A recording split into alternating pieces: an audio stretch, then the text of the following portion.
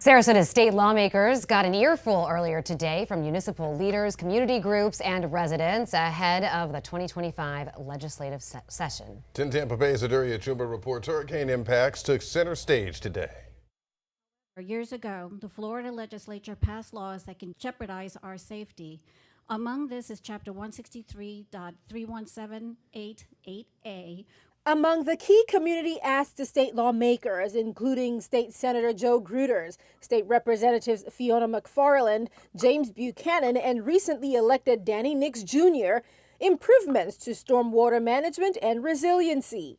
Southwest Florida is booming and growing, and the only danger that any of us face is the fact that our infrastructure fails to keep up. So it's so important that we all work collaboratively. Our barrier islands need upgraded infrastructure.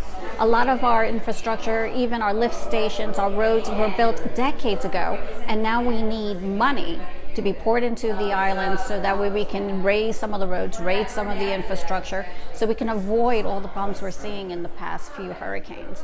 Lawmakers hearing from more than 80 groups today, including local elected leaders, education leaders, nonprofits, and community advocates.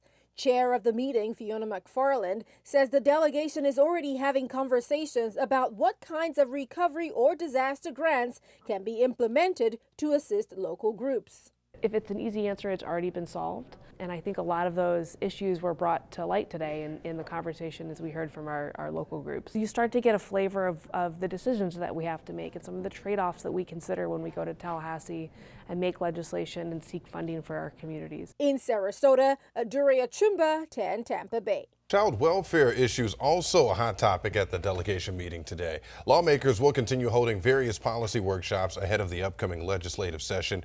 It convenes on March 4th.